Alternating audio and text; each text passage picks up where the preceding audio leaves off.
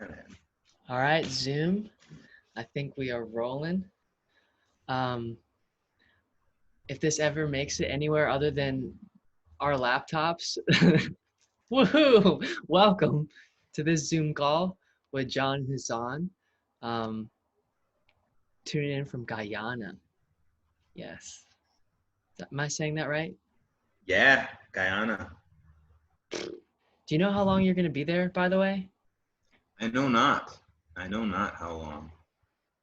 Just, is it very day by day right now, like week by week, month by month? Oh, no. Yeah, that's a great question. So I think I'll be here. Oh, I'm trying to hide my speaker view. Oh, you're good. Um, probably at least until next April, maybe, or January, kind of a thing. Nice. Yeah, but it Nice. could be sooner. But we'll see. Yeah. It's kind of in the flow. hmm hmm What's how much of the projects changing that you're working on there? Is it all under one umbrella? Or are you like bouncing around? How has that flow been working?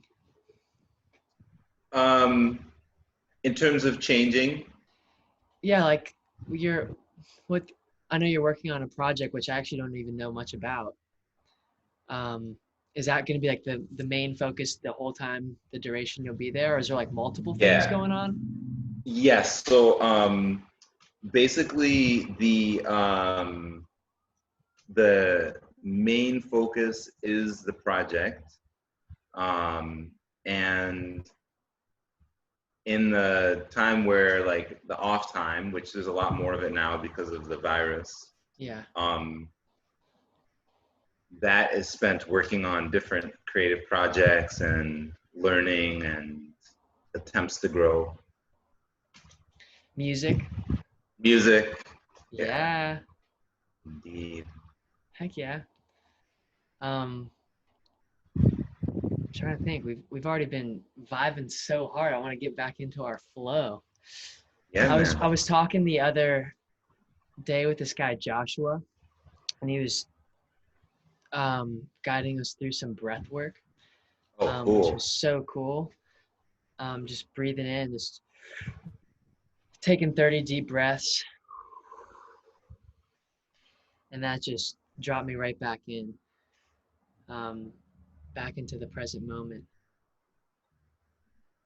Dude, I so appreciate before this call, like it's still popping back up how you're so accommodating, saying like take all the time you need to meditate and relax. Like that's such a rare thing. I feel like for you to just be so respectful of the flow. Because I was starting to get a little like, all right, hurry up, let me get set up and get this plugged in, and you're just like, you're good, you're I good. love it, man. I love it. I'm very happy that that I was able to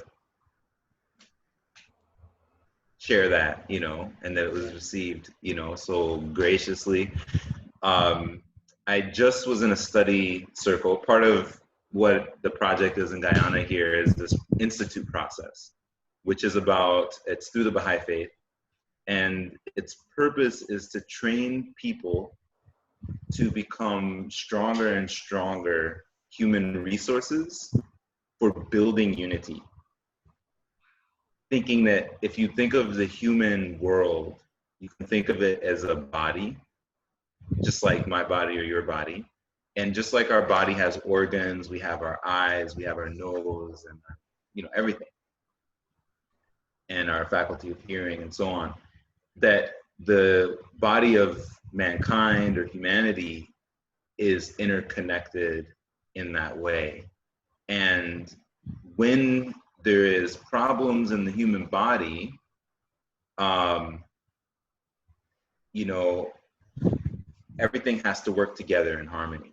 So if it's not, then that's just, some sort of malfunction in the body. But in the human world, when there's part of it that is, or parts of it, and disharmonious, not working together, that's what could be referred to as disunity. And so Baha'u'llah teaches that the fundamental issue in the world is this general, you could almost say pervasive disunity, but in a reality that's united. So if you can imagine that. So we're all united, but then there's this disunity going on, you know. So back to this will go back to what I studied this morning, how it relates to what you said, and to the project. So the purpose of the project is to build capacity in people through knowledge, skills, attitudes, qualities that make them a stronger and stronger, progressively over time, there's no end to it, resource for building that unity, which is like the general functioning principle of every level of life, whether it's like your physical life, there has to be unity between what you eat and what you do. You know, like if you get no potassium in your diet, try doing exercise. I mean, I think, I'm no nutritionist, but I think there's a connection between that and like muscle cramps. Or like, don't get enough water, try doing exercise. I'm more confident about that example. Yeah. But both, I'm pretty confident about both though. But try doing that. So it's like there's that connection, but then also between the physical and the material, there has to be unity there. Like, does what you eat help you to do your craft, your profession, you know? So like, does your exercise? Yeah, like I and everybody, when we choose to exercise, we get more clarity, you know, in our minds and in our centeredness and in our energy we can come to our work with. And then when you start to get on the edges of material and spiritual, like material, it's like the knowledge you take in about psychology, the use of the mind, meditation. Meditation is starting to leave beyond the edges of material and spiritual. Material has to do with like universities, knowledge, books, sciences, discoveries. But even then, the interconnection between material and physical we talked about, but then material and spiritual has to do with like love, faith, belief, belief that life doesn't end with this material existence, that after it, you know, there's a part of us. Now science is kind of proving that, like almost seems like almost definitively, but not definitive. I mean, to me it's definitive, but like it's getting to a point where like at some level it's fairly like much more definitive than it's ever been. But that life continues, like but those qualities then impact the effectiveness of our material existence. So like our crafts and our arts and our sciences, the spiritual then is connected to that. And those crafts, like Abdul Baha, it's kind of a lot of titles that he has, but he's called the center of the covenant of the Baha'i faith, the perfect example of Baha'i teachings, and the interpreter of the Baha'i revelation. And I know it's a lot of terms and stuff, but the point about what Abdul Baha says, and he uses the God word, which we were talking about earlier. So anyone listening who has trouble with that word, try to think of it as like love for now. He says, the more thou strivest he said, art is worship. The more thou strivest to perfect it, the closer wilt thou come to God. The closer. You know, the closer wilt thou come to God. And he's saying in this day, art is the same as worship. It's the same as if you're in church and praying and worshiping. So it's just interesting, the interaction between these different parts. So the thing we studied this morning, so that's about the purpose of this institute process, is to build people's ability over time to contribute to that healthy interaction between all these parts. Because like a community has problems, but the reason these problems exist is because of disunity. You know, like it's funny, like if you take unity out of the word community, what do you have left? Calm. You know, it's not like a complete thing, Yeah. you know, so has to have unity. Community. So Yeah. yeah, calm. I don't know the root word calm. I don't know what that means, but unity, I'm with you on that one. Yeah, So yeah. what does that look like? That's so beautiful, and I'm tracking with you. Like, wow, that's awesome. What does that look like for what the project's up to as far as like implementing these Wonderful. ideas and maybe on top of that, like spreading that message?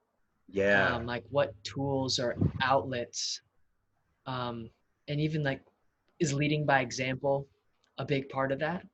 huge part of it. And that's exactly the thing I was going to share from what we looked at this morning. Let me see if I can just, I want Sure. to say it exact because let's see if I Cool. can pull it up real quick. I love it, man. I love it. Control find, the trusty control find. Command F. Command F, command. Let's see here. That'll change your life. Command F. Start Let's asking see. questions.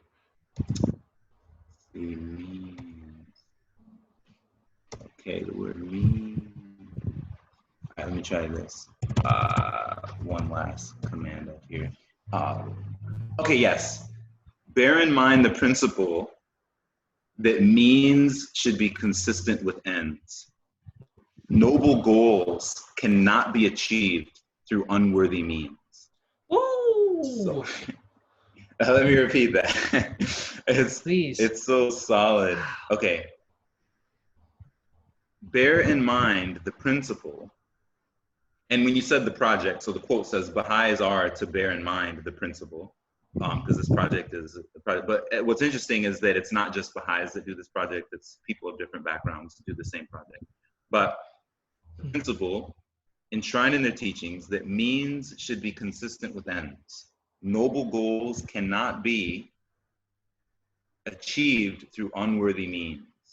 And then it goes on to talk about how it is not possible to build enduring unity through endeavors that require contention. The word contention kind of talking about like argument and dissent and that type of thing, or assume that an inherent, or even endeavors that assume that an inherent conflict of interest underlies all human interactions, however subtly. So it's even saying like anything that you're doing, even if it assumes a little bit that all human interactions require conflict, then it's maybe better not to be involved with those efforts. You know, because the truth is that all human endeavors really require cooperation and mutual aid and assistance. And the way it expresses itself in this program is like the education of children. You know, like we have a program for 5 to 11, but then even especially the age group of 12 to 14 is an especially important time of life. So like, for example, a lot of those children are disinterested sometimes in their school experience, or they're especially 12-year-olds, 13, 14, junior youth, they're especially going through difficulty in their minds. They're going through all these changes and they're wondering, you know, and a lot of the behavior, people look down on them, but actually they're a group with huge potential. And their behavior is just a result of the world around them. It's not because inherently when you're 12, 13, and 14, you have issues. It's more that you're impacted especially by your surroundings, and it affects your behavior to a huge extent. And especially when you see contradictions in adults, they say one thing and do something else, that really throws that age group for a loop and like starts shaping their view of the world. But so there's a program, it's called the Junior Youth Spiritual Empowerment Program. There's also Baha'i children's classes and study circles. So like that quotation I just mentioned was from a study circle I was in, and part of the later on books, there's like 12 books now. But it's like a later on book. You do it with a group of friends. There's no like knowledgeable teacher. It's just kind of like people, you get to have your own opinions and thoughts, but you just share and reflect on different questions and topics, and passages and things like that. So the process that is here to build unity is largely the reason there's disunity is just because of ignorance in general, you know, and ignorance not being like a condemning word, but just kind of a reality to some extent. You know, we all need more knowledge. We all need understanding, and, you know, there's no limit to that. But understanding about the basic principles of unity is key, and it should be taught from childhood to adulthood, because like unity is just the beginning in a sense. Like, it has degrees, but we just have to get basic unity in ourselves, our community, and in our world. And, you know, that's when they say like the Renaissance can happen, you know, even in all the science fiction movies, like in Star Trek, as soon as they solved, you know, basic human needs, hunger, and people could work together on the earth in general, and there wasn't like this struggle for existence, that's when, you know, all of a sudden there's Starfleet and these huge advances, you know, and they're going to explore and stuff like that. So it's like, in a sense, it's like through unity, we can have the Renaissance. You know, you and I are struggling to create our art, and we're finding confirmation and progress in that. But we also are struggling, you know, in different ways because of the world we live in, you know, and we're not complaining, because those are great, those struggles are great opportunities for growth. But when some of that gets smoothed out, you know, that naturally the pursuit of these crafts and these arts and other enlightenment and stuff will increase a lot, you know. But it will never be that like we'll get the full scale of that possibility in the world if only like a small group of people in the world, like a teeny percentage, are able to comfortably pursue that, while others are just like hoping they have their water, hoping they have their food, hoping that because the world is so disunited, when you have a drought, you actually risk, like when there's famine, you actually risk starvation, you know, in a world where there's plenty of food, always, you know. Yeah. And it's not like, oh, these bad people are hoarding the food. It's just that there's a real issue with our unity, and the world is moving more towards that unity every day.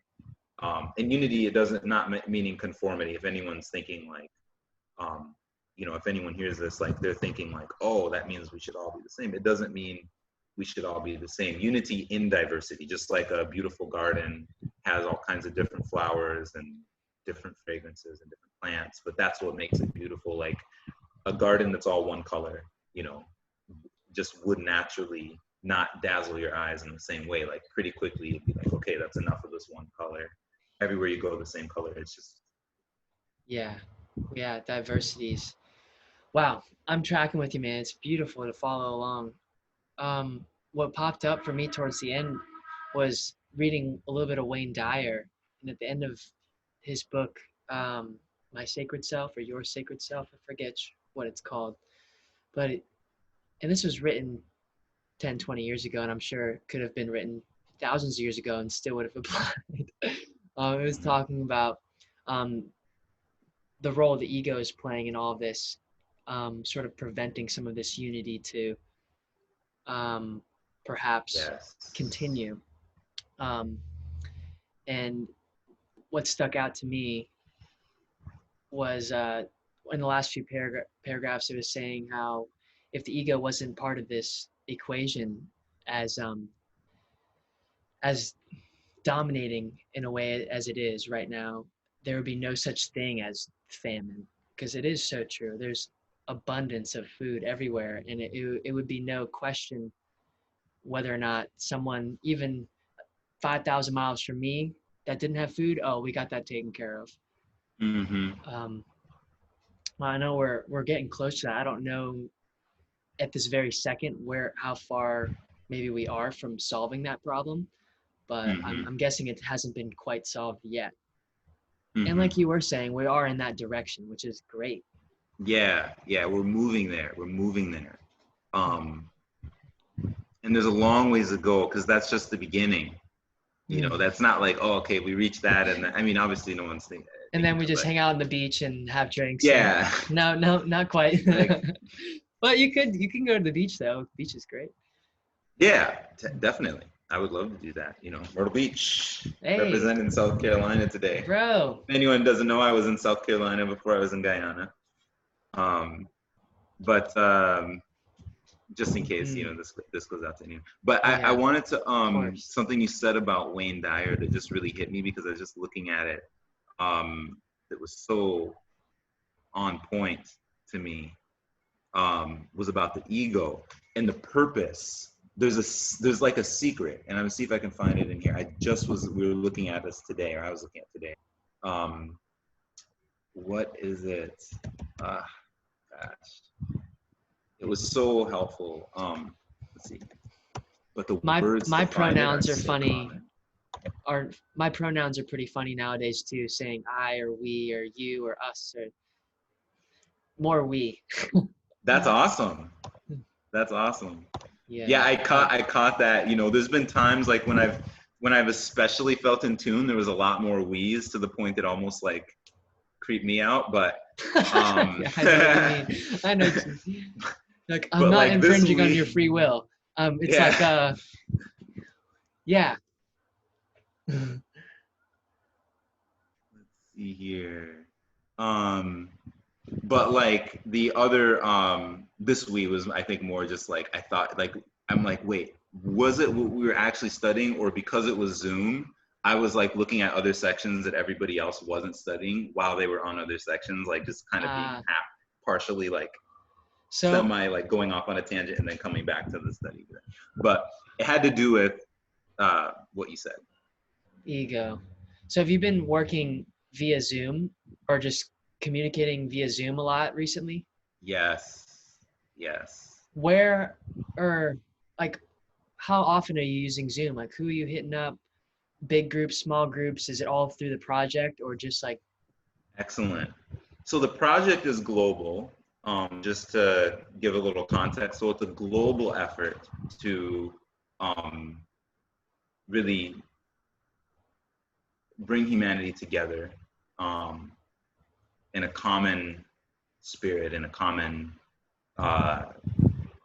faith, and a common cause, which that simple cause is like the well-being of everybody, love, compassion, unity, harmony. And there's a lot more to it. You know, that's kind of in that direction. But mostly it's Zoom these days. It's also phone, because not everyone out here is the same as in the States. Not everyone has internet. Not everyone even has a phone. But that's kind of the limit, because the restrictions here are so, you know, and part of, you kind of have to listen to the government. So like if the government says like it's really restricted as far as your physical movement, then we just kind of have to use the means that we have, which is largely Zoom and phone calls. It's sometimes it's like a few people on a call. Sometimes it's, you know, maybe as many as 10. Other time, but a lot of times it's like one-on-one, or just one call to one family. And then like the team that I'm working with, we might call together and then talk with that family and have like meaningful, possibly even like systematic exploration of different concepts to continue this resource building process, you know, helping people. But it's not like robotic resource building. Like it's like you really have to like the principle of love is really foundational. So like you're not like looking at people like, oh, there's a resource I have to build so that they can help make this world better. You can't look at, obviously, like we have to fight any tendency or spirit of looking at people that way. You have to see them as like, as a whole human being, and they're a friend, and they're equal. And, you know, and then also as that part of our connection is because they have a mutual interest and desire that we explore what are the attitudes, skills, qualities, and knowledge that can help us better work to build unity in our neighborhoods, both material and spiritual progress of our neighborhoods, villages, towns, and cities. Man, I can't find the one that I wanted to find so bad, but it was basically saying what he said is that people are so, including myself, seeking, how do I get free of ego? There's a bazillion meditation courses, a bazillion this, that, and the other. But the thing, part of that process that is inescapable is ego has to do with turning away from ourselves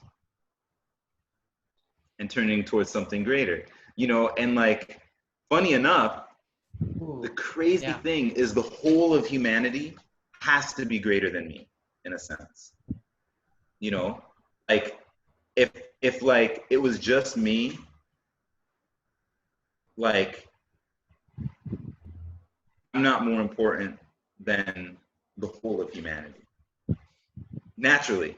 So even just turning towards the rest of humanity is turning towards something greater than ourselves, but also turning towards the creator people believe in, depending on what people's beliefs are. But I'm coming from the place of there's a creator and there's a creation. I'm part of the creation, but it's a limitless creation, you know, that can advance for eternity and grow closer and closer to reflecting more and more of the creator's glory and light.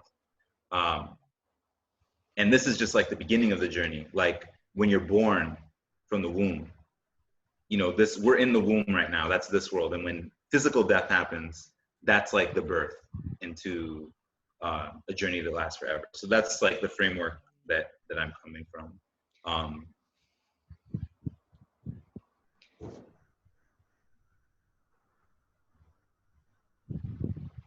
During times when you're able to travel more freely, perhaps globally, does this project and the teams of big or small, do they host events like people to gather, or do they more like seek out and go to where, go to this, go to that? They do. So the Baha'i community, the supreme institution or the governing body of the Baha'is faith community is the Universal House of Justice. It was established in 1963, 100 years exactly after the beginning of the Baha'i revelation, officially. Well, like when it was openly, specifically declared. But that passage I read earlier was from them. And essentially, the question you're asking is, there's been world congresses. So there was a world congress in 1992. And there's been worldwide conferences that happened in 2012, youth conferences, because a big part of like change in society has to do with the youth. Every movement always has youth at the forefront, because youth is when we're like, you're in your youth, I'm in my youth. It's like a time when your powers and your energy is like the springtime of our lives. It's like when we have the power, you know. And also it's a state of mind though too, like youth, flexibility, adaptability. So some people, we've all met them, like they carry youth into their later years because they have that gift. Gorgeous. Yeah. Beautiful. So there's different, like there was recently one in the Dominican Republic for this region. Different regions around the world will always have these different conferences. But then there's also like summer schools. So like there's, I think in Germany, several of them, like not summer schools, but institutes around the States and in different countries that have like summer schools and like conferences. And so there's different types of gatherings. A lot of them are very purpose focused. So that's kind of, there's like a whole menu of different kinds of conferences, but they each have like a different purpose. But a lot of the focus, like to your question, is a lot about uh, building up from the grassroots. That seems to be where it starts. I mean, what just popped up when I was really just getting into my very basic self-help journey, like even a little bit before a spiritual dialogue was starting to develop inside of me. Um, Something as simple as cleaning your room. I'm tying this to grassroots. Like for me to expect to really make a massive change on the community of South Carolina, that's a very big organism. And it's like if I haven't organized or tidied up, made unity with this, just the space that I do have control over, in a sense, like my bedroom or something, and that's just totally in disarray and not in unity. And it's like, if that's a microcosm of the macrocosm, then maybe just start with there and see if you can build from there. That's wisdom. And I think that reminds me of that whole concept of the principle that means, I can't remember what exactly said, but the proper means. Oh, that quote's so good. For the so ends, good. you know. It's what's popping up is people that may chase overnight success in their own way, where it's like, okay, if someone is promising, or if you think there's an avenue that will somehow grant you this whatever reward in 2 weeks or whatever, it's like, well, what are the means to get there? You have to kill these 50 people. Oh, okay, well then those aren't worthy means. Let's not do that. Worthy means. Yeah. So true. Even this community building here, like one of the things we say is like, you can't, like if you know that like, oh man, if people understand this concept, like there's this concept that's key to this process, and it's that backbiting quencheth the light of the heart. And like pretty much all the goodness of our lives comes in a way from the light of our heart, like our love, our friendship, our compassion, our kindness, our friendliness, our humor, everything. Like it comes, you know, from our heart, you know, and you know, from our good nature and personality. And like backbiting quencheth the light of the heart and extinguisheth the life of the soul. So that's one of the quotes that we study with friends. But as important as that is, and as much as backbiting, meaning just talking about people or fault of someone's behind their back, even if it's true, or even if it's like, even if it is trying to be constructive or helpful, it should not be behind their back. And so that's a principle we explore as a foundational for community building. And unfortunately, it's just like one of the ills of our world. Like we're all affected by it. I think we all accidentally might do it here, or oh shoot, I didn't realize what I said was reflecting badly on something. Sorry, like I try to do better. But it's like an area of growth. But as key as that is, I was gonna say, is like we wouldn't call someone up, one of our friends up, and like have no idea how they're doing, if they're okay, and just be like, okay, so this is, you know, let's look at this topic, you know, or wouldn't go visit them and just be like in our hearts, we have to care about the person, their whole person, you know, and their friend. And it's supposed to just be, this process is supposed to just be normal living. It's not supposed to be like a weird, fanatical effort to change the world. It's supposed to be like, we're normal humans. How are you today? Do you even feel like looking at a concept today? You know, like, you know, what's happening? Like, well, maybe we need to talk about, maybe you could help me with my bike instead of me talking to you about this concept, because I don't know how as good at fixing bikes as you, and that might be more practical. Like maybe it doesn't make sense to talk about a concept right now when one of my main modes of transportation is dysfunctional, and you have the skills and we could talk about that. That'd be more natural, you know. So it's kind of like trying to be normal, and like I think humanity has a lot of really great common sense. So when you said ends, I think we were talking about how worthy means.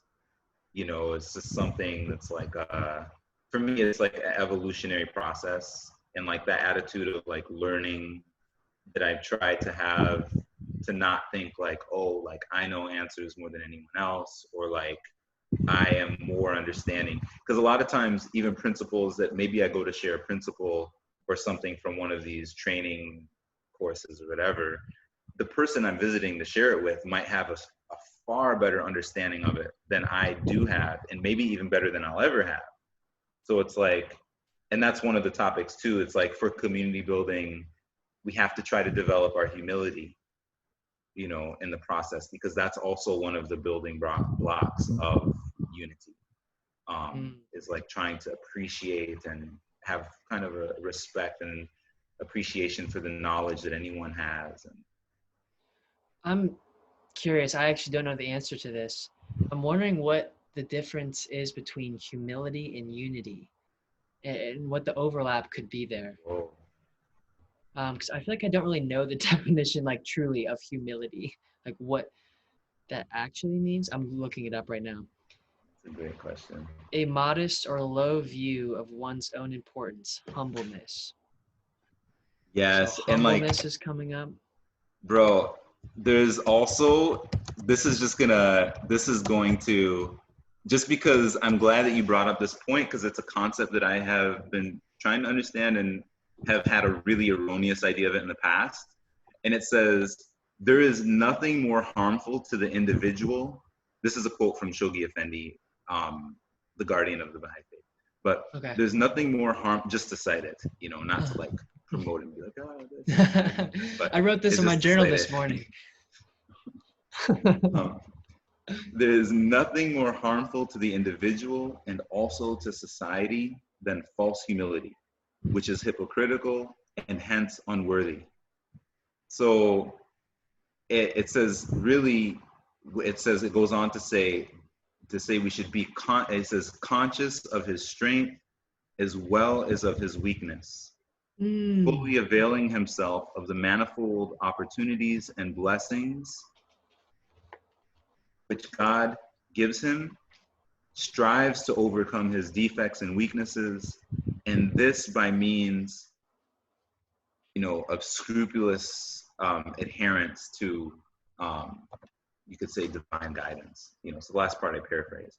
But so just to say, because I think I didn't even pick up on that, but you picked up on the point of humility, and I think that's an important point, because the misconceptions that I've had, and probably a lot of people, when that word comes up, it might not even, I'm assuming it's a good idea to everybody. And I think that's an assumption I couldn't make, actually. Like, not everyone thinks humility maybe is even a good thing.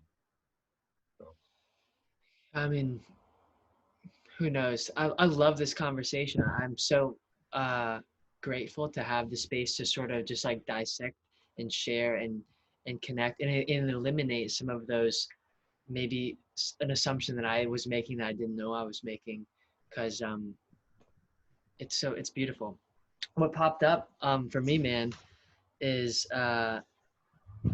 in that quote, it was talking about, I don't know what happened before it, but your strengths and your weaknesses, and Yeah. being aware of those. Mm-hmm. And that's sort of tied in a way maybe to humility, Yeah. or self-awareness, like, at the yeah, least. and I think if you have certain blessings, to be grateful. I think part of it is to be grateful for the blessings. I think that's part of humility, which we all try to, like, everyone generally wants to be grateful for those things, because I mean, it's just part of what makes us happy. And I think that's a huge part of it, you know. And then also, if we see an area where we need work, I guess we could be grateful, like, oh, I'm glad that it's not blindsiding me. At least I'm aware of it. Like, I'm really grumpy in the morning. Like, what could I do to make that different? You know, make that different, you know, or whatever it is, you know, to know our strengths and our weaknesses, and to acknowledge. And to me, any strength you have, God forbid, could be taken away in an instant. And any weakness could be transformed in an instant into something better. but I feel like you have a thought, but I'm just going to go back to something you said earlier real quick about ego. So focusing on, basically, if you think of this premise, if you go with this premise, each of us has a purpose. And we all have a shared purpose, which is to love our fellow brothers and sisters of this world. And the funny thing about ego is that the way that we get free of ego, and I'm not saying like I have this figured out, but I believe this to be true, and I've seen evidence,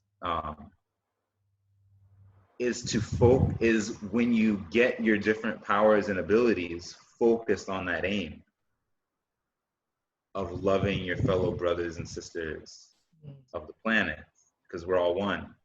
And so people I swear, if you sit in a cave and meditate all day and just try to clear yourself of ego, the funny thing is, yes, you'll get clear of a lot of stuff, but in the end, you will not get cleared of the fundamental issue.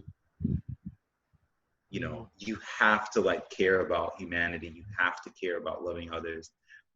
Some people might be like, oh, you got to look out for yourself. Yeah, that's true, but that can also be in the light of serving others. You might develop yourself, you might, make your money and do your thing and whatever, so that you can better serve humanity. But I think the funny angle, it's like a very narrow line. And that's what's so funny about it. It's this narrow line, but in the end, it's just true. It's like, to be free from ego, in a spirit of love, you have to think, how can I serve the human race? How can I help my brothers and sisters? How can I, because you care about them. In the end, you actually do. I think everyone actually does. They just might be disconnected from it. I'm disconnected from it all the time. So it's just something that's I try to be more connected to that, I forgot again. Me yeah, too. yeah, seriously. And especially anyway, but there's certain circumstances where it will bring that out of me, especially I have to be conscious, okay, customer service, you're not, even though it's customer service, you're not entitled, Hassan. Be nice. This person is helping you.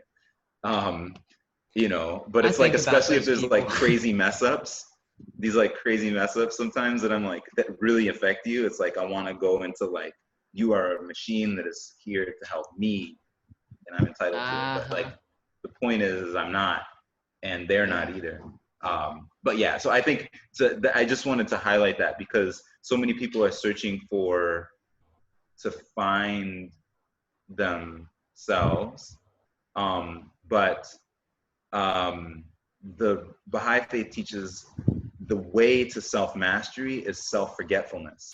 Not only does the Baha'i faith teach that, but yoga teaches that. General New Age stuff teaches that. Christianity teaches that. Anything, any kind of enlightenment teaches that. It's self-forgetfulness, but it's a huge part that is sometimes missing, is people are looking for the secret. But it's to find service is the secret. Yes, you can get pretty far without that, but in the end, it's not going to be, you won't really get free of yourself. You won't really get free of your ego. It has to be through love and service. And I think through a connection to that divine, to that higher, it takes that even to more and more levels. And those levels are infinite, and they span beyond our mortal days. So yeah, I just wanted to go back to that thing about ego, because I just think it's fascinating, because I've tried it, and I've been I've gotten on these trains of oh, I'm gonna let go of all my limiting beliefs and all my emotions, and that's good. But the funny thing is that if you're not tracking all that wonderful capacity that you get from letting go of maybe past trauma or limiting beliefs or anything towards loving the world, you're just going to be going in a circle.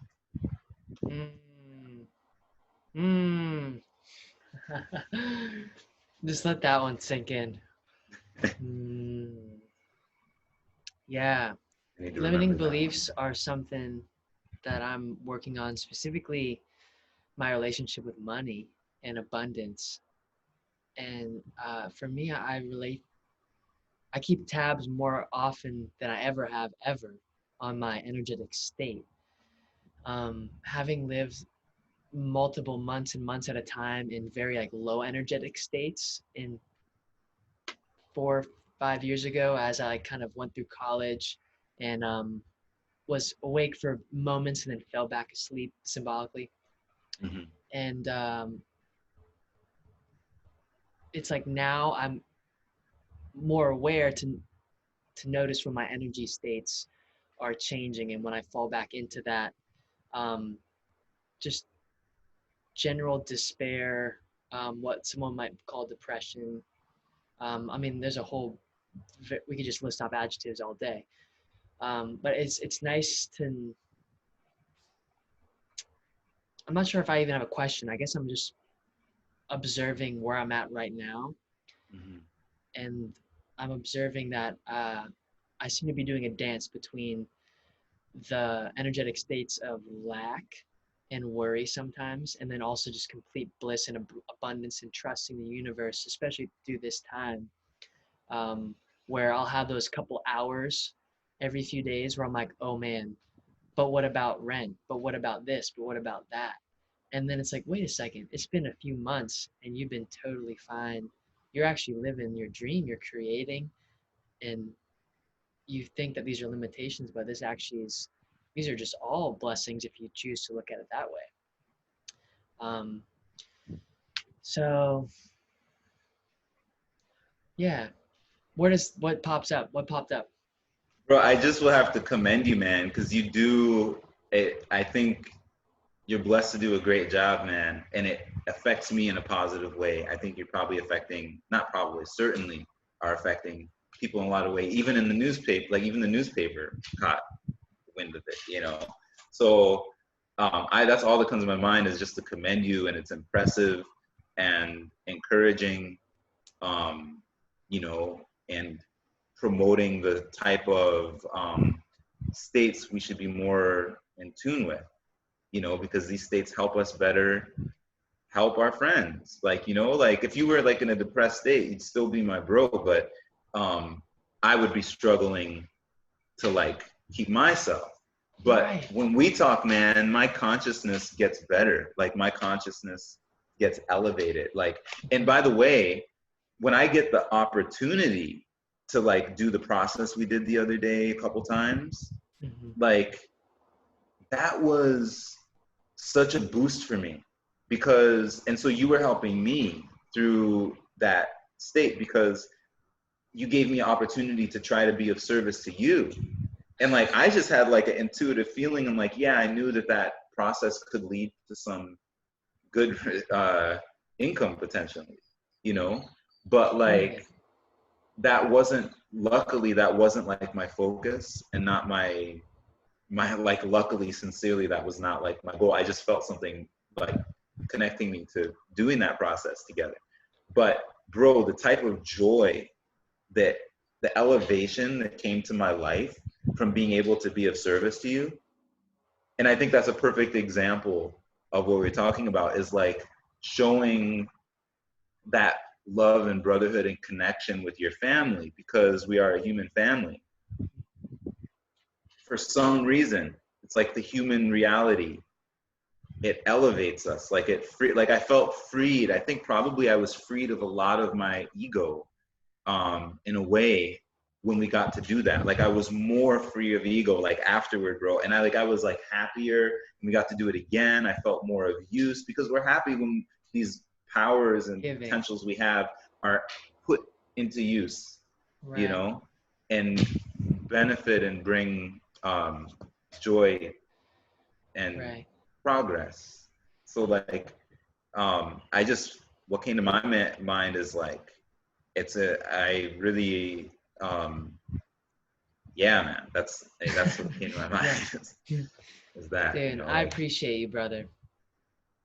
I appreciate you. And it's funny, mutual. like going through that process with sort of talking about goals. If this video ever sees another human soul, we were talking about these phone calls, and you were helping me just sort of sort out my general direction, my next few steps of life.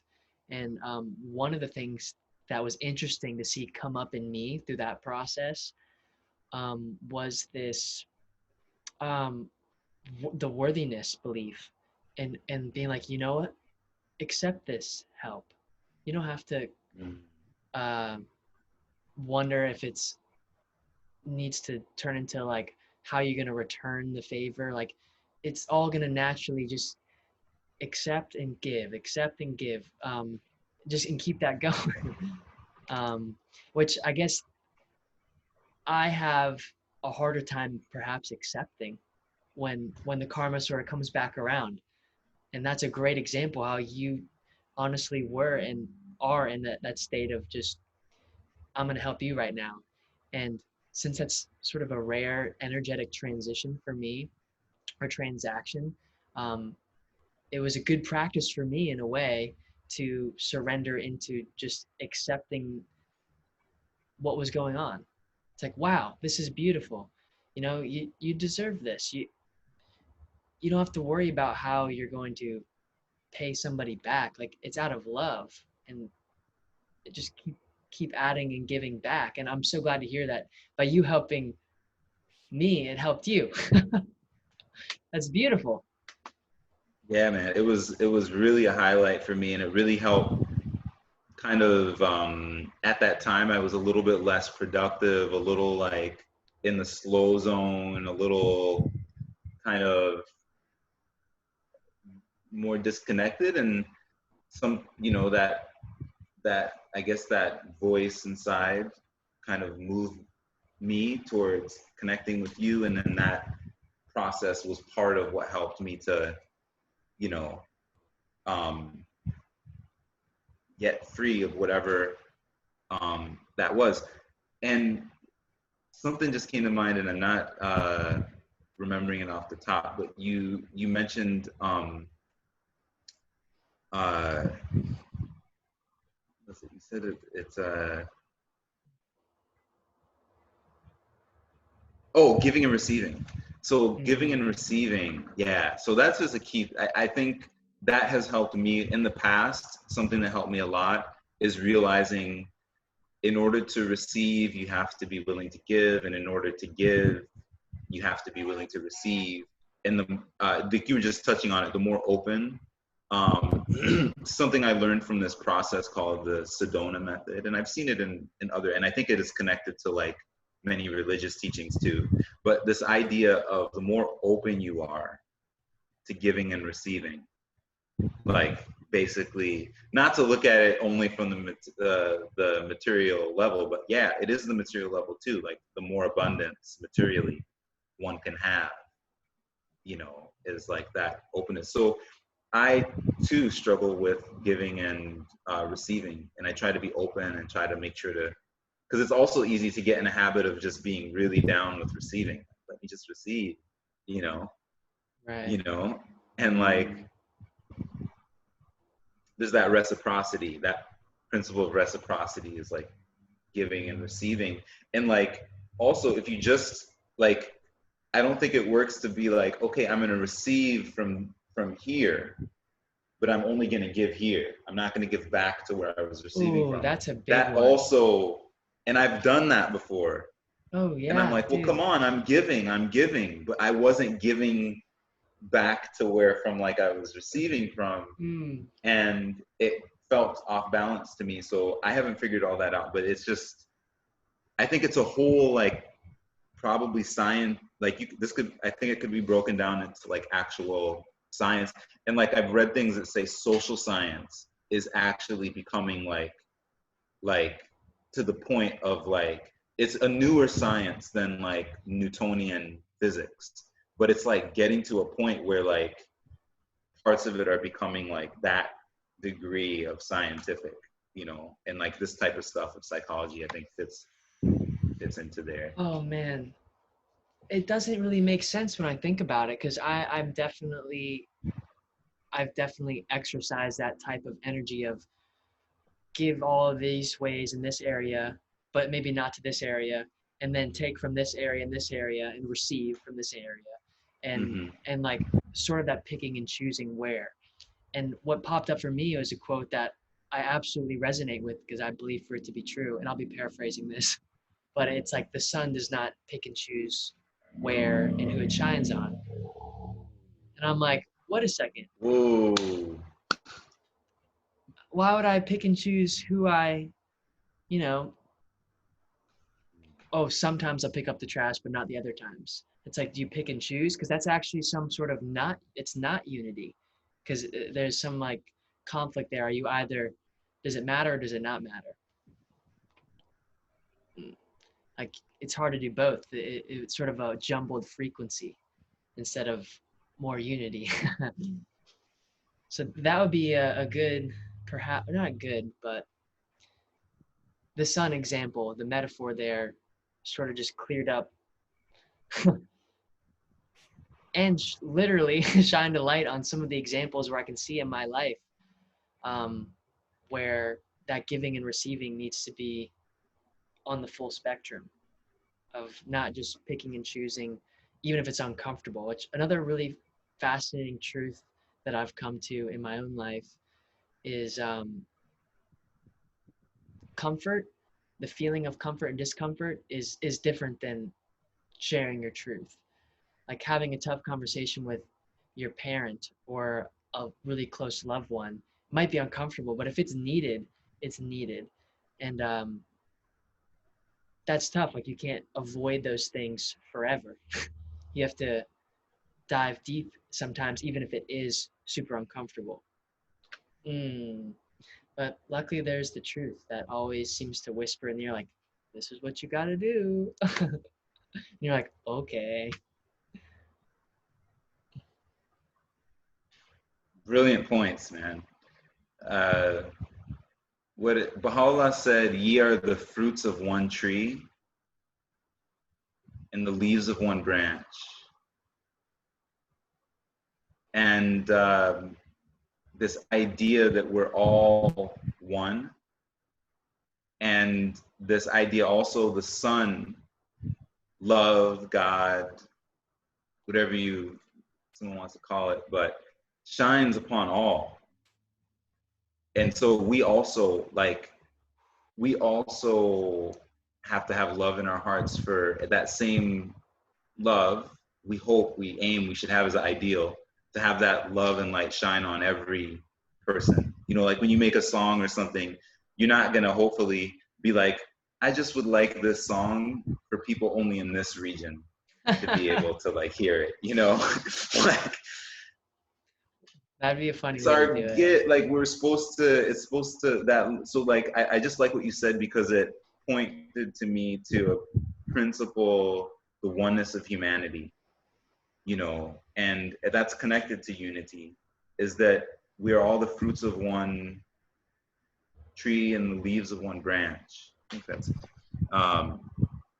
and that, you know, we like, it doesn't matter the race, it doesn't matter the religion, it doesn't matter the political, it doesn't matter if someone's atheist or if they believe or if they're a scientist or if they're an artist or they're on this political party or that political party.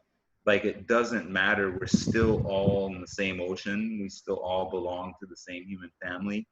And we're still being given life that day. And so we should be loved, you know? And is that easy? Like, no, I don't think it's like, to me personally, I don't think it's just some like easy thing that we can just do. Like, it's a science, you know, and part of science science is like, this is from this program that stems from the Baha'i community called Institute for Studies of Global Prosperity. But it was saying that science is, and both religion and science, but science is a system of knowledge and practice. And it has to be like tested in practice. So like, I'm not trying to be like, oh, probably nobody's even thinking that I am being like that, but I guess it's just like a fear I was having. I don't want anyone to think that I'm being like, oh, it's so easy and I have it figured out. That would be cool if I did. Then I could, and I think I do. I'm grateful for any extent that I do, but that, we are all one. So it doesn't matter from social class to race to background, whatever, that, like you said, that sun. And I think what's so crazy is that's part of abundance and prosperity, is like that giving and receiving in every direction. For me, it's such like a growth of understanding, is like that giving and receiving goes in every direction. And then what's funny is another part of that course is the principle of justice. Justice is the faculty of the human soul to determine the truth of any matter. So like giving and receiving in every direction doesn't mean you give and receive equally. Like if your sister needs like $1 to get something specifically from the store, it doesn't mean that this person who doesn't need it, you have to give them that dollar too. I don't think it's possible someone could think it means that, but it doesn't mean that. But no, I think it's worth mentioning that, because I'm with you on that. It's like you just know. There's an intuitive knowing. I was listening to Bruce Lipton speak this morning. Ooh. And he was talking about a perspective he shared was language could have been created to hide feelings.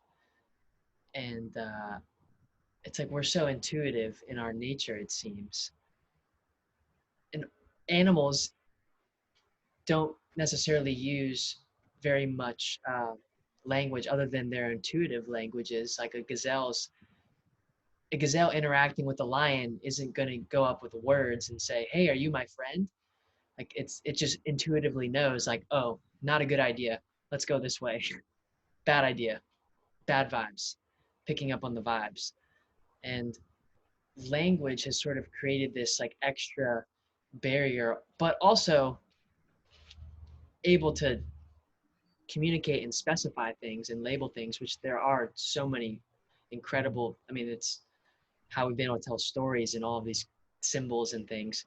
But deeper than that, beyond the words, I feel like a lot of people are lost in words and not in touch with their feelings anymore.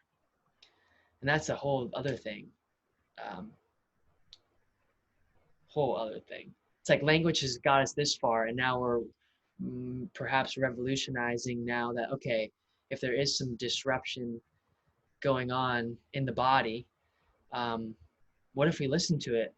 And it's different than saying, hey, I'm fine. It's like, well, how do you feel? That's a whole other language.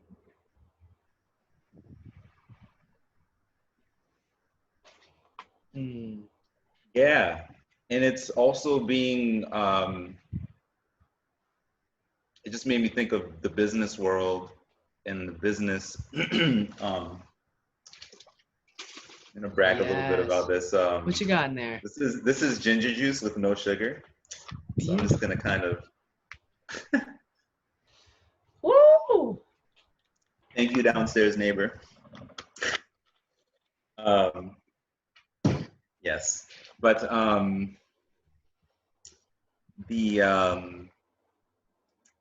yeah, it just made me think of business books, because they talk a lot about that. In the business world, there's no pretending with words. A lot of the time, I think they're saying like people are gonna see right to what you're saying with your body language and stuff like that, and and the vibe and whatnot, and like people become really effective at it. But again, it's like, what do you use that effectiveness for? Is it sincere? Like motive is huge. Simon Sinek talks about people don't buy what you do, they buy why you do it. And when I was reading that or learning about that, him speak about it, it was just so fascinating to think of that in sort of the business umbrella of people really buying into why you do something, like the story behind it. And I've heard Seth Godin talk about that too. Like if he has to make a choice between two different options of what to purchase, and if the monetary value is more or less the same, it's like, so what's your story? Like, why are you doing this? And then that just immediately makes the decision 100 times easier, because you might resonate with, oh, this person's doing it for this reason, and they are just so grateful to share it because it's their, you can tell they're passionate about it, they're enthused by it, and this other person's actually trying to, it just has a different intention that might come through in their story. So I'm not sure how much truth that really rings in the real world, the people buying why you do something versus what it actually is. It's, I'm guessing, case by case. Yeah, like I used to not care. Like I was like, give me the results. Like I don't care who you are. Right. I want the fastest computer. I don't care how the means were. Exactly. I want the best. But the now cheapest. Yeah. it's different, and now I see it differently. Now I'm very concerned about it, and I can pick up on it because I've been burned enough times. What an awakening. Yeah. Pain. Yeah, pain is a teacher. It definitely can be a teacher. Wow, man, I'm so grateful to be having a conversation at this level with you. It's like, wow. Yeah, me too, man. The technology to do it. So there's so much, man. I hope we can do another one of these because there's so many like themes. Some of them we talked about, like that whole concept of the sun. That to me, that's a huge theme because that has to do with light, and like both in this world and the inner light. Like when someone's enlightened, there are these different things. Like, and then also in like music, like there's dark songs and light songs and so on. Oh man, that's so interesting to me. Yeah, we thought business, we went to all these, the interconnection, everything. There's so many different areas. And then also like, where does music come from and where does arts come from, and crafts and the light of the heart. So we've been so many places. Yeah, and a question that I'd like to ask more people is knowing when you create something, I guess like gauging what you feel called to share. I think I can ask this question or frame this by thinking of an example. So it's like, I write songs sometimes. Now, which ones do I share? How do I answer that question? Only on the feeling? The ones that mean the most to me, the ones that might be of most value to others. That's what so combination of those two? Should I sing it from my perspective, your perspective, our perspective? Like, what pronouns should I use in my songwriting? But really, like on an energetic level, I'm really fascinated to ask this question more. Like, how do people decide, even beyond the scope of music, like for art, just in general, perhaps of expression, what you choose to share and not to share? Like how people are making those decisions. Like, do you share the happy song or the sad song? That's a very, very black and white sort of decision options. But I guess what's coming up for me is it definitely has to be resonant and in truth. And I think sort of in a way get beyond my discomfort, if there is discomfort, back to like having a conversation grounded in love with a loved one or a parent. That could be uncomfortable, but if it's rooted in love and it's the truth and and that interaction needs to occur, then it's like, okay, if you need to share this song that's rooted in truth and might make you feel uncomfortable or might sort of rub up against some of the ego perhaps that's out there, or things that are out of alignment, it's I almost have to get beyond myself. This is something I'm totally working through right now in my life. So I'm not sure what's sticking I'm feeling it, out man. to you. I'm feeling it. I have that same thing. I feel I'm grateful that recently I feel that I've grown a bit, developed a bit in that area. So that's a blessing. But that's a very practical, like immediate type of thing that that I think about even now. There's a quotation that inspires me that I think has to do with this. If it's okay, I can Please. share it. Yeah. So it's funny because it's connected to this theme of light that we've been talking about. It says, this is a quotation of Baha'u'llah from this amazing book called The Hidden Words. And it has these little like gem like short phrases that have like so much that can be unpacked. But this one says, O son of being, thou art my lamp and my light is in thee. Get thou from it thy radiance and seek none other than me. For I have created thee rich and have bountifully shed my favor upon thee. So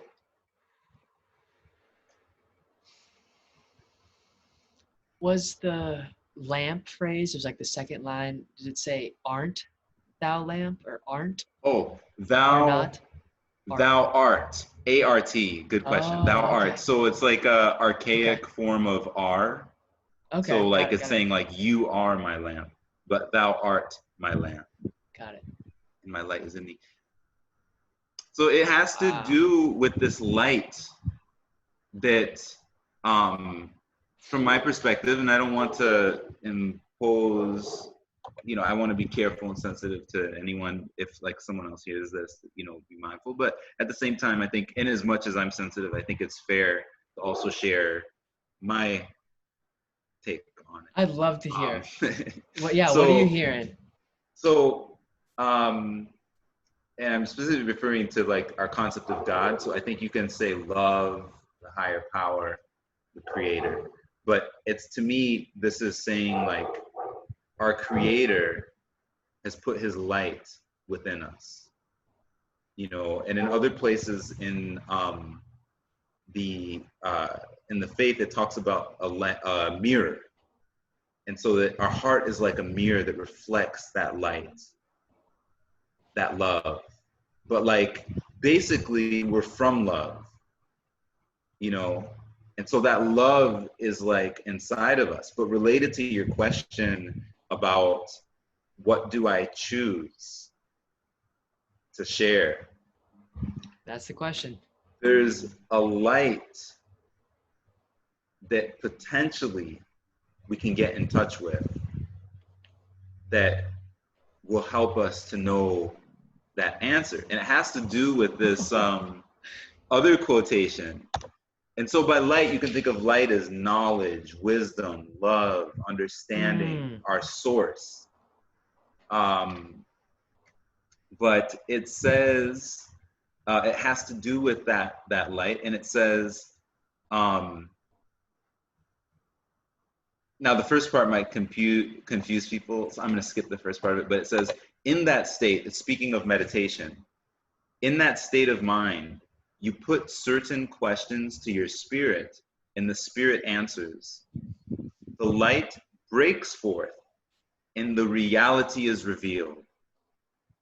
And that's from Abdu'l-Baha in a book called Paris Talks. It also talks about, it's that same place. You're not foreign to it. Anybody who's probably had some creativity and different things, they're not foreign to it.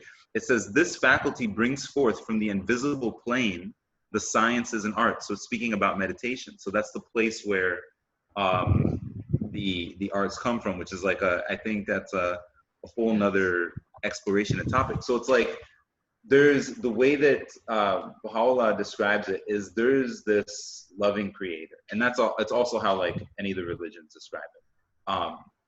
But there's this loving creator, and metaphorically, that's like the sun shining that light, and that's that love and that source of love. So all the other things like the dogma and the fanaticism, judgment, Baha'u'llah teaches that those things aren't actually part of religion. Those are just like lower nature, like animal nature, human tendencies that have stained the word religion and faith and all that stuff.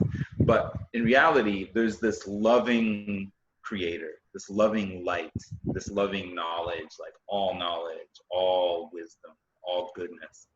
And it's shining on us all the time. It's what's causing even our atoms to be like, stay together and to exist. You know, that same light is in every atom. It's in everything.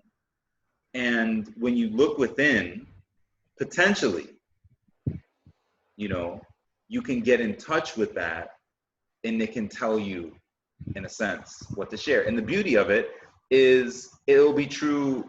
It might inspire you for what's true for you, but the beauty of it is that it's also true that it could just be like some crazy random thought you had that is not even close to true, you know?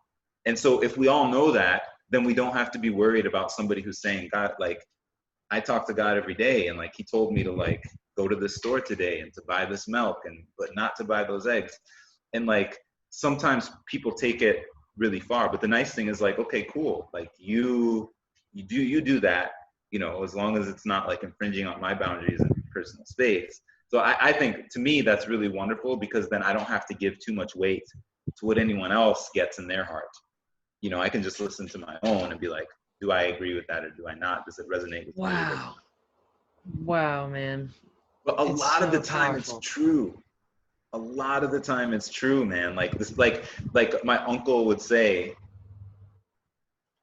this will sound religious again, but I'm cool with that. So he would say, by their fruits ye shall know them. By their fruits ye shall know them. By their fruits ye shall know them. I think I might have shared that with you.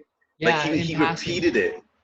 And so like the point is, like you'll know if something really came from that light based on the results that happen. You know? Yes. So like if you're like, oh, I should share this song, and like your whole life everybody's like, this is the worst thing, you know, God forbid, I guess, but like, or they're like, wow, that song really put me in a depressed state for like ever, you know, then you'd be like, huh, maybe I like missed the ball on that one, you know.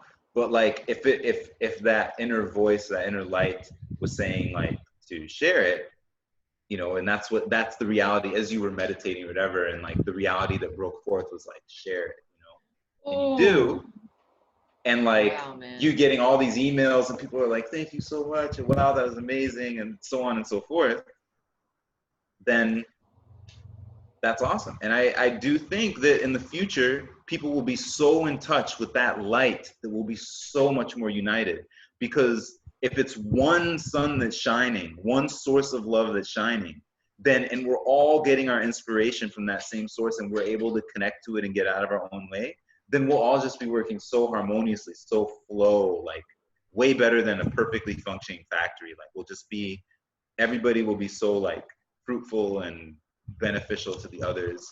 And I think eventually we'll get to that place like in the future. But yeah, so for me, like I felt recently I've had more experiences than ever lately. I think part of coronavirus is that it has forced us to kind of get more in touch with some of these things. But that's been a real gift there. And I would hope that for anyone, you know, and I think the limit of it is just the limits that we put on it. And, you know, and I think that's part of the limit is if you limit, I'm just going to say this. No, I'm not. I'll just say that. Yeah. If you limit it based on, the limit is based on the limits you give it. Yeah. The limit of it is based on the limits that it's not in and of itself. There is no limit. It's just what we kind of imagine. Right. Wow. I mean, some light bulbs went off for me, more than one. And one that comes to mind was back to the sharing of knowing and going within to really ask that question. And I think it was in the quote you said a little bit ago. They used the word to put the question to whatever it was, and the word put really stood out to me because I could really like visually see myself doing that, how I put that question into my being, and Yep. it's almost like not resisting what comes up as an answer, which is another whole thing. Like, Yep. there's definitely been Detachment. patches in my life where I've had access to asking those questions, but through the lens of judging the response before it even gets to me. So I'm seeing a muddy, dirty picture of the truth because I'm judging it before I even get to see the answer truly. Um, so back to making this maybe somewhat relatable, and that's so boom, the music thing, sharing a song. I was thinking about how like I have a handful of songs, and I even have like a certain like area within my songwriting that is sort of that like depressed version of me, and it's like capturing that energy. And it's like, do I share this? Like, is that help people connect or does it not? And I guess it is for me to answer in some sense. It makes me feel heavy listening to it, but it also got me through those times. So like, does someone else maybe need it when they go through those times? I don't know. I'm kind of figuring that out on the spot. Um, but man, I think bigger than that, perhaps, uh, what came to mind was Bob Marley. And it's like, yo, Yeah.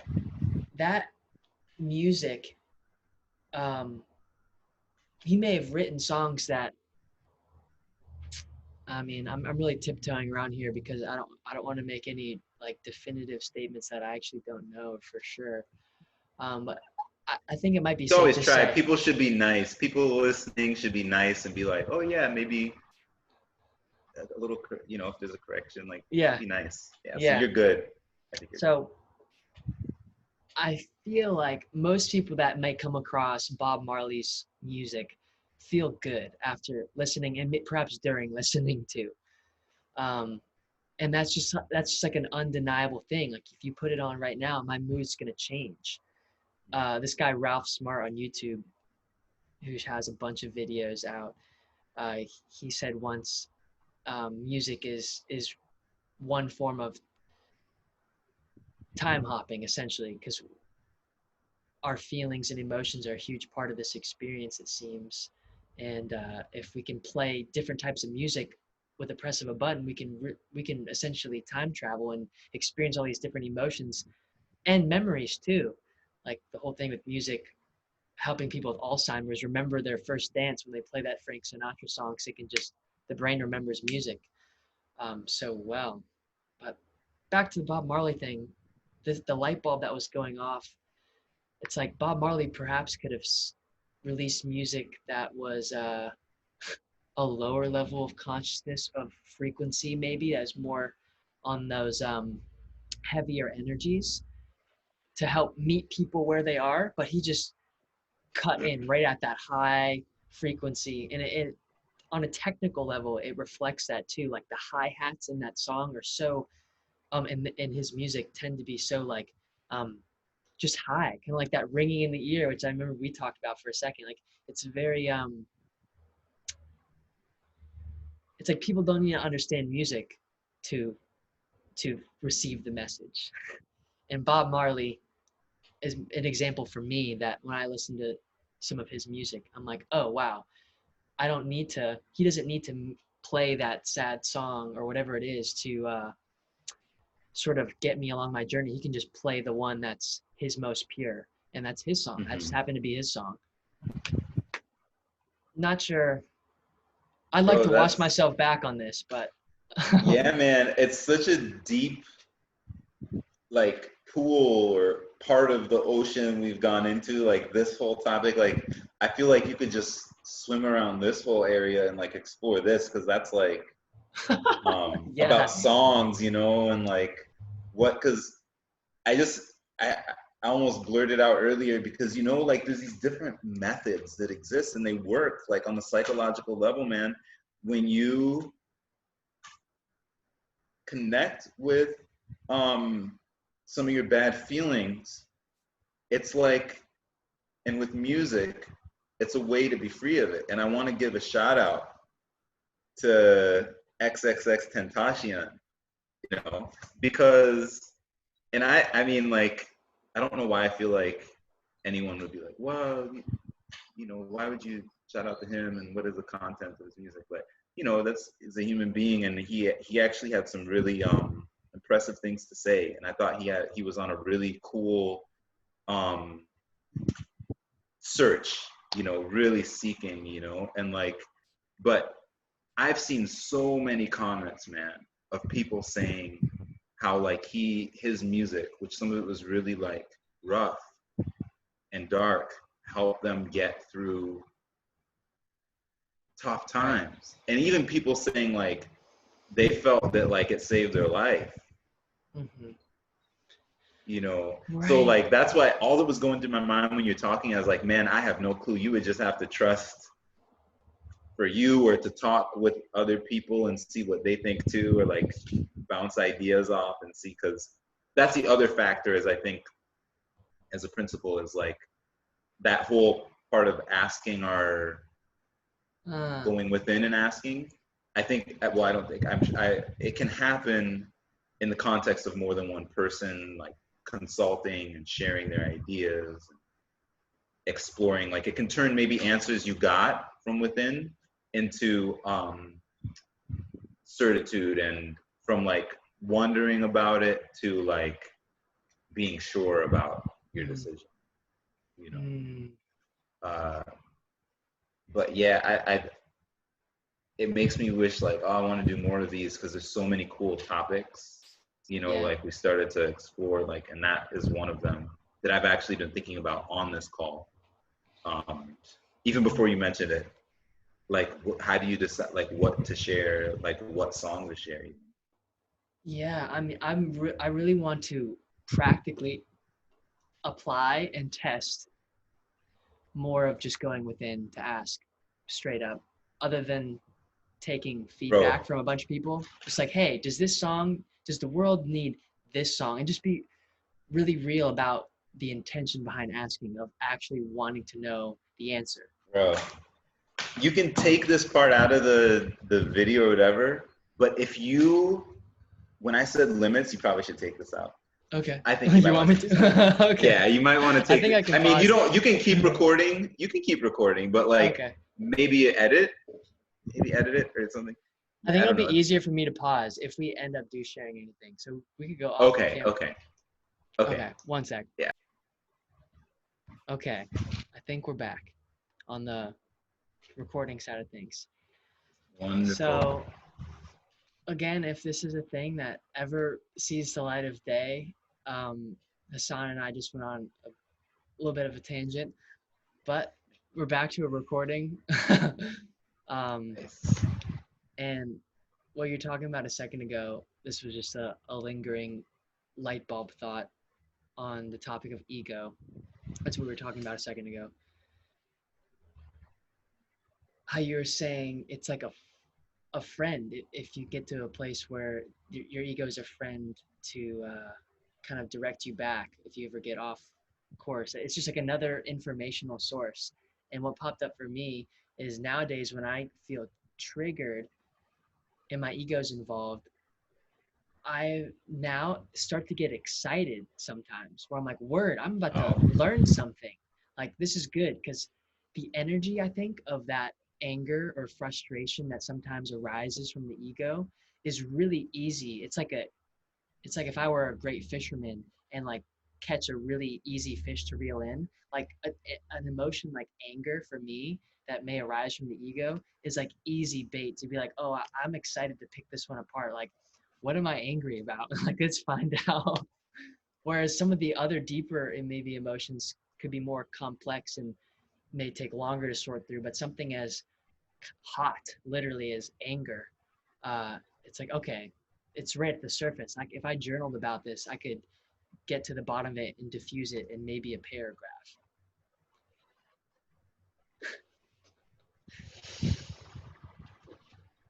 I like how you said that, man. I like how you said that. That I'm just sitting here. I'm like, oh, that was well said. That was like nicely put. I'd said it a few times before to some other people. Hmm. Oh, cool. Yeah, it's like, It's not a new idea. I guess it's a new idea for me. yeah, I love it. I mean, Yeah. I've shared it before, so I think it's just something that I'm learning or experiencing right now. It's like, wow, I, that's a shift, Mm. right? It's so interesting to think about. Like, if I get angry or frustrated or irritated, it almost I literally think it's like easy to learn from. I'm like, oh wow, this is an easy emotion to pick apart. It's very obvious to observe now, more obvious. But I'm not sure what that really had to do with the ego and before. But um, It had to do with ego because we were talking about when you receive inspiration sometimes, that it kind of, the ego can sometimes affect how open we are to it and maybe color it in a way. But that's actually a good thing though too, like, so that like any inspiration, anybody gets it. Like if everybody knew like, oh, when you get inspiration, it's the truth, then everybody could run around telling everybody what the truth is, and that wouldn't be too fun. mhm, You know, if everyone's just like, this is the truth for you, and this is the truth. But it's kind of like, but sometimes we might know what within something is the truth, but then it's nice because that's like, that will be for us, and then we can prove it out through science and practice it and then see the results, and that's awesome. You mhm. know, and if that happens enough, then other people jump on board, like Wim Hof and stuff like that. Yeah. Couple of things that popped up. One being, I I would seriously love to transition shortly, if it feels right, to you sharing some music if you feel called to still. I think that'd be amazing. Um, and another thing that popped up that was pretty inspiring of a thought on the topic of sharing and how the ego sort of inserts itself into that process sometimes for better or worse. Um, oh no, I might have lost my train of thought, which that's okay. Oh, yes, it came back. There's this story or idea of um, meeting people where they are. And there is an art to meeting people where they are, I think. And if like a teacher that teaches college calculus were to start teaching mathematics to a third grader, and then they started with calculus on day one, it wouldn't land. And it's like, not that it's not true, calculus, and it works itself out. And um, that's another thing I want to keep in mind, referring back to the songwriting and sharing of finding that balance of the knowing within me of what to share and also meeting people where they are.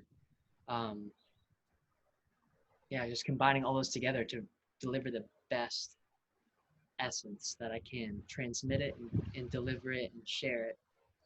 Mm. I'm excited to share this song tomorrow. I think it's like a good combination of those things. Splendid, man. You've Um, got these things are just, they're releasing and getting out there. It's so cool. It's happening. it is happening, man. Well, what do you think? Would you like to share a I musical would love to. piece? I would love to, man. I would I'd love love it. to. I'd love it. Um, So is it an you, original, a recent original sort of thing, it, or? it is. It is. It's there's kind of a story behind it, and I'm not sure how to tell the story. Like there's like a longer story, but um, it's about the youth of Shiraz. Shiraz is a country in Persia. Um, and there was a revolution that happened there in thought and enlightenment. Um, and really, at the times of my faith is the Baha'i faith, and if anyone hasn't heard of that, in general, it teaches one God, one religion, and one human race, and that that all the religions are actually really one, actually, and they've all come along to move humanity forward towards its maturity, which will result in actually operating as one planet, one people. And it will be based in like love and compassion, you know, and these type of things, and justice, you know, justice being like a faculty that is within us to see, you know, what is good and beneficial in people's needs and things like that. So that, just in case, because I don't want to say the name and then no, like, what is that? I heard this word. So this youth in Shiraz was in his 20s, his early 30s, and he was different, and he had sort of a magnetic character and power to him, and he actually ended up starting the Baha'i movement. And his essential mission was that he said, you know, we're at the beginning of a new age. We're at the beginning of a new time in the evolution of thought and history. And there's new energies in people that weren't here before, but now they are going to be within people. New capacities, new powers, and not necessarily like superpowers, you never know, but like new powers of our hearts, you know, and the new levels of understanding. And he lived in a land that was extremely dark and like bigoted and religious fanaticism. It's either you believe this one way or there's no way, you know. And so in that context, he's talking about these things of enlightenment, and he has this energy, and he's saying that one even greater than him will appear and will bring humanity together. And he, Baha'is believe that his name was the Bab, which means the gate in Persian. So the reason I just want to clarify, like, yes, I'm happy to share this because it's like my faith, and this is just for people out there listening, if it reaches people. I'm happy to share it because it means a lot to me in my faith. But at the same time, I don't want it to be misunderstood as coming from a spirit of, this is, you know, you should believe this or you should believe that. And I'm just trying to be sensitive here. But to me, it only makes sense, you know, and also like, I'm going all over the place, you know, freedom of speech and everything, like, but I want to also just be like, it only makes sense that I would share where this is coming from. A little bit of context, I think, you know, may or may not be necessary.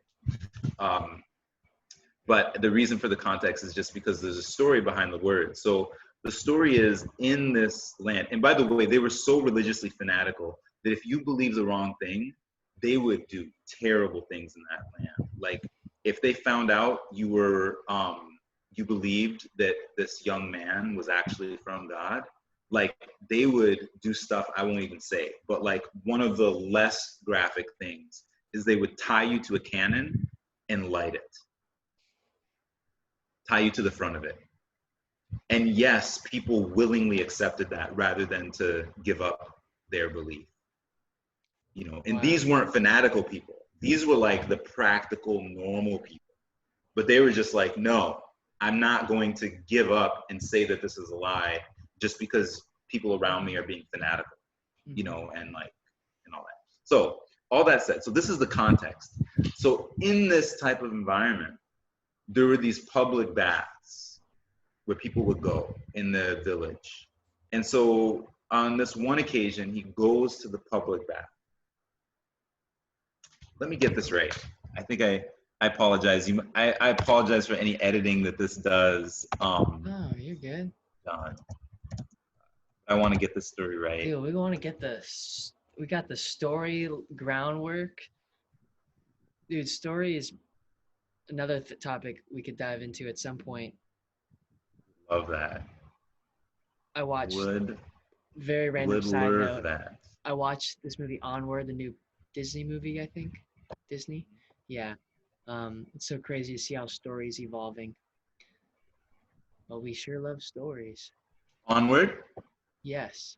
What is that about? That sounds cool. Like I think I Um, heard about. it's about two brothers. The father's out of the picture. The mom is sort of overbearing, and the brothers, one's young and naive and innocent and timid, and the other is a bit rough around the edges and doing his thing. And they go on this wild goose chase adventure. And ultimately, they sort of find out they're wanting to get to know their dad, but really they learn so much about each other on their adventure. It's a cool little Disney Cool. movie. Very cool. I feel like I need one of those. I don't know why. I just feel like I'm ready for another Up or another. Bro, it took me like 3 times to finish. In and out. What is that one? Oh yeah, I saw half of that. Yeah. Why is that, dude? Like, why? Like, that's so interesting. Like to see that specific one. Like, it took me so many times to finish it. I don't know why. Like that never happens to me in movies. But yeah. Yeah, But that one was cool. I'm ready for another. I love that from the half that I remember. I got in, and I guess I just went out pretty quick. Nice one. Okay, so yeah, so the story of the Bab, his Okay. name means the gate, and that's the name he was given. Before that, his name was Ali Muhammad. Um, but gate means like gate to this new era in human history that we're experiencing now. And this is in the 1800s, so like around 1844. And so someone's talking about they would just try to go seek him out and see what he was up to because he was so different. And so this is a person speaking, and he says, I often felt the urge to seek alone the presence of that Hashemite youth. Hashemite is like, I'm not sure, like a certain area that he's from. So he described him as a Hashemite youth, or maybe his ethnic background. And it says, and to endeavor to fathom his mystery. I watched him several times as he stood in an attitude of prayer at the doorway of the shrine of the Imam Hussein. So this was happening in a Muslim society that this would happen, right? And the Imam Hussein is like a revered figure in Islam. And it says, he was so rapt was he in his devotions that he seemed utterly oblivious of those around him. Tears rained from his eyes, and from his lips fell words of glorification and praise, of such power and beauty as even the noblest passages of our sacred scriptures could not hope to surpass.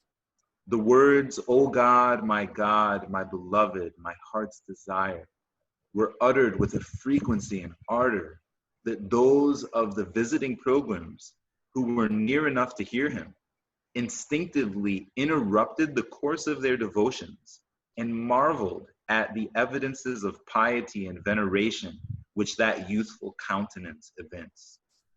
Like him, they were moved to tears, and from him they learned the lesson of true adoration.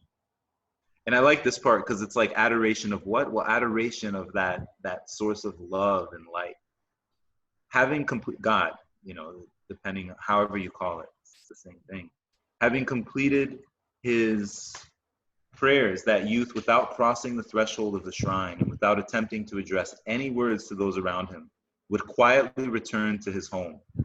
I felt the impulse to address him, but every time I ventured an approach, a force that I could neither explain nor resist detained me. My inquiries about him elicited the information that he was a resident of Shiraz, that he was a merchant by profession, and did not belong to any of the ecclesiastical orders. So he wasn't like part of the church or the clergy or anything. He just was basically a shop owner, a merchant. He says, I was moreover informed that he and also his uncle and relatives were among the lovers and admirers of Sheikh Ahmed and Syed Kazim. Soon after, I learned that he had departed for Najaf on his way to Shiraz. That youth had set my heart aflame. The memory of that vision haunted me. My soul was welded to his. till the day when the call of a youth from Shiraz proclaiming himself to be the Bab reached my ears. The thought instantly flashed through my mind that such a person could be none other than that selfsame youth whom I had seen in Karbala, the youth of my heart's desire. So you can imagine being at a place like you're at a place where people go to pray, and they're all praying, and this young man goes to pray there, this youth, and his praying causes the other people there, they hear it and they stop praying, and they start crying because they're feeling so connected. And so that's where the words of this song came from.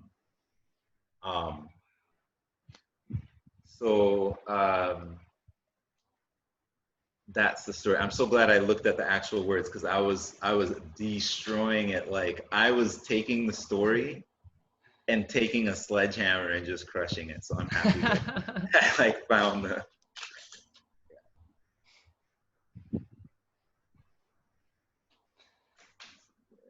Let's grab this guitar.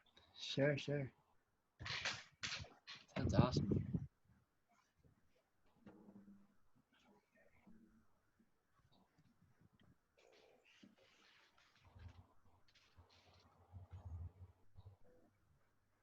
This is the long one, bro. If anyone stayed to this point, they should like write you and get some sort of like. It's probably really interesting, but it's got the minutes.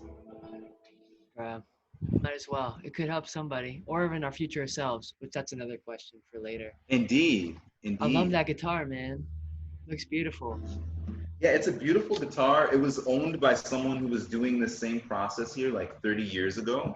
And like one day, this is a crazy story, I'll share. It was on my birthday, and randomly on my birthday, this lady shows up from the Holy Land in Israel. And she's like, there's someone I know who's in the Holy Land there. And that person had randomly sent me a book, but it ended up coming on my birthday. They're like, here's a book. And they're like, do you have a guitar here? And I was like, no. They're like, I'll bring you one. And I'm like, that is like a birthday gift, man. That was, I love the way that these things happen in our lives, each of us in different ways. But that was and so I don't know what kind of guitar it is. It says it's a crown. Wow. Crown musical instrument. So. Hey, it's got strings, baby. Okay. It's got strings. Dude, take us there. Okay. Wherever it is. Let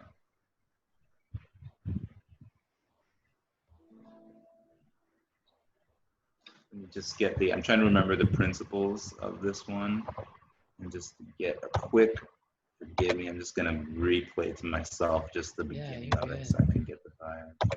You're good. When you say principles, what is that? What is your definition of principles? So one of the principles of this song is it has more of an intense vocal. And another principle of it was a certain rhythm that's kind of generally in the background, kind of. Those are kind of the guiding principles. So generally the song didn't go outside of. Got you. Cool. Like the what's called the bumpers in bowling, kind of some guidelines. If you've ever bowled before. So this is probably definitely I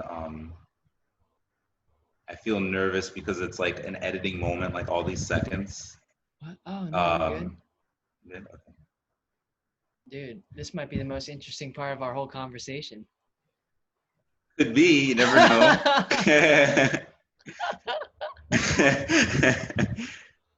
I'm just, kind of kidding. I don't know.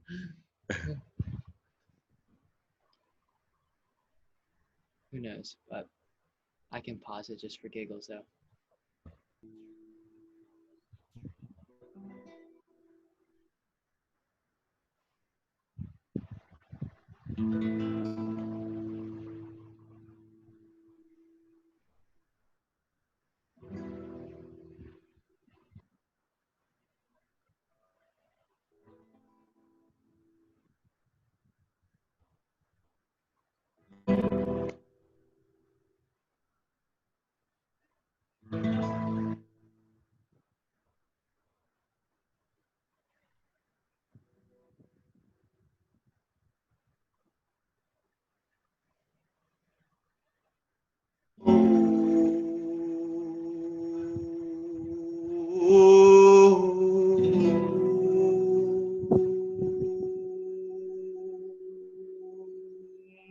Oh,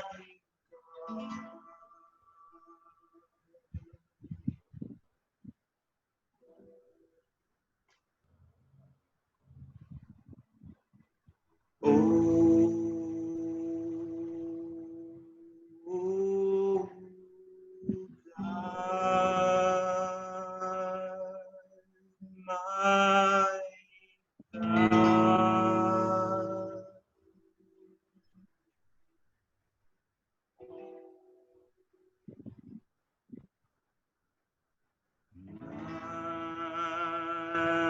My beloved.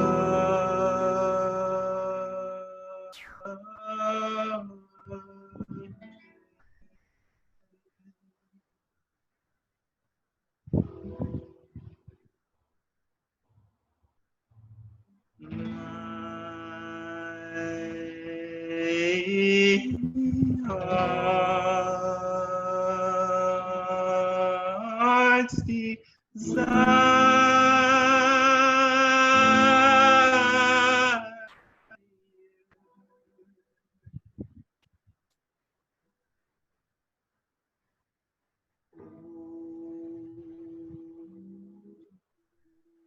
Oh God, my God.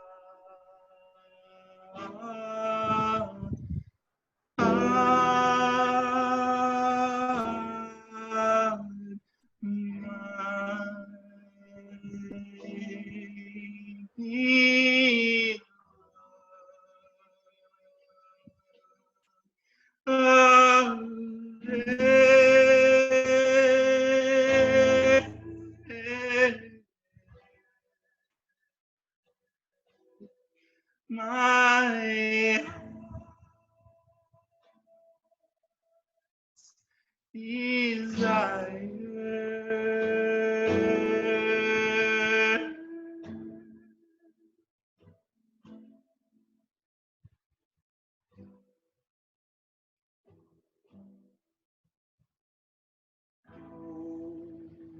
Oh, my God.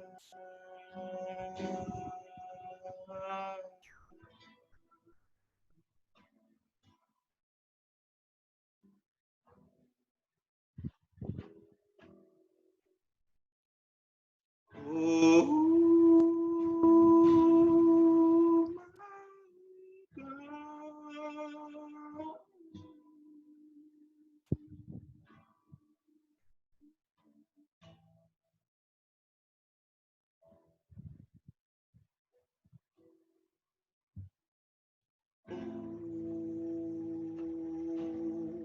Oh, my God, my beloved, my heart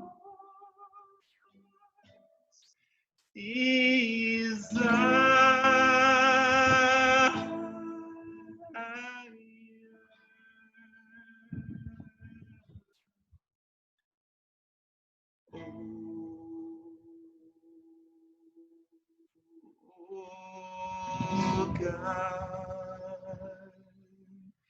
my God, my beloved,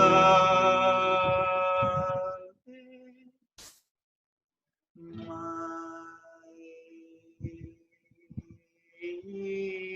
heart's desire.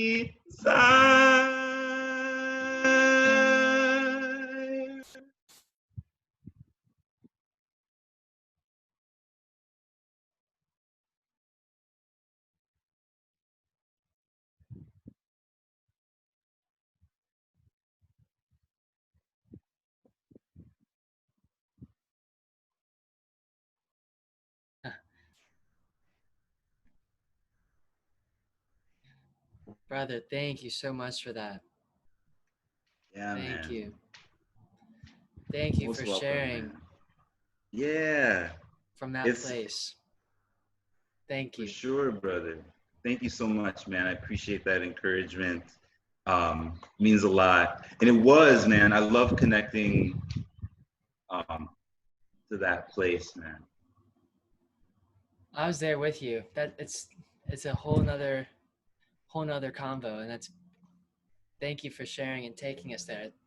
Beautiful song. And on a physical human level, I love your voice as well. Oh, thank you, brother.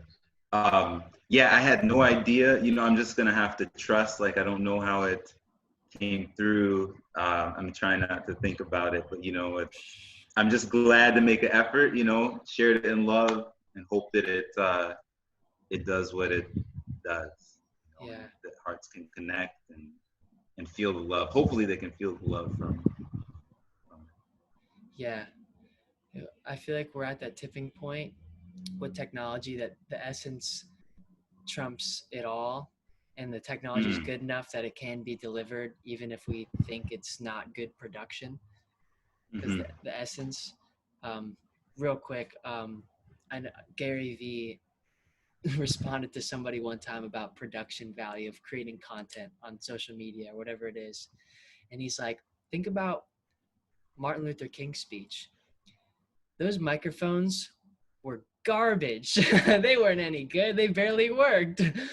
Yet the essence, powerful. No one talks about the microphones that Martin Luther King spoke into. They talk about Martin Luther King and the essence and the message. So that that perspective has helped me for sharing content, to get out of my way, because I want to perfect everything and make it look pretty and da-da-da-da. It's like the essence is where it's at. And regardless of a Zoom call, thank you for sharing your essence with your words and your guitar and singing as well, man. I'm elevated because of it. Truly. Man, I'm grateful. I'm grateful that this is happening, man. It's a blessing and it's a gift, and um, you know, I think it means a lot to me also to this happen. You know, Mhm. we get to share it. So much I appreciated, man. Yeah, I have like a miniature question maybe to wrap up a convo. Yeah. If you were if this is indeed recording and it works, and you wanted to share a reminder to yourself, if your future self were to be able to watch this back, is there like a reminder, something you're learning right now, like present right now, that you're going through or learning, that you want to remind your future self? Like, well, I don't even know what that might be, but what might you remind your future self or your past self, whatever you think, bro? Take it however you want.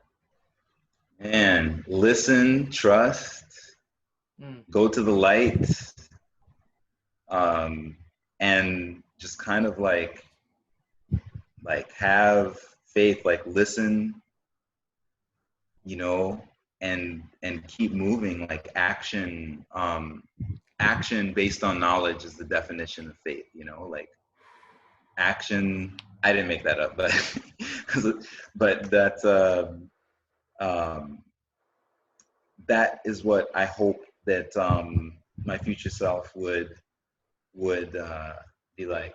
Just, man, there's solid there's solid knowledge out there you have, and just apply, you know. Yeah, like listen to it, go to your heart, go to these, you know, sacred principles and, you know, guidance that we all have, you know, and um,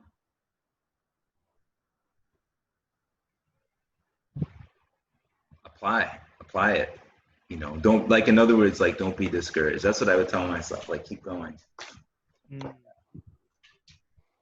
Bro, I appreciate you, man. This has been lovely. I'd love Yeah, to bro, have this like another one soon. I would love to, man. And this, like, that, I don't know, like, I'm letting go of like how that came across, bro, but like it moved my heart, man. And I don't take credit for that, but something like moved my heart. And like that's why, like, afterwards I'm like, yeah, So Mhm. thanks for this opportunity, man. Appreciate you giving. Dude, you're welcome and thank you, and let's keep it going. Bro, well, I'm gonna end the recording, and if it makes it, amazing. If not, amazing. All right, cheers. Indeed, bro.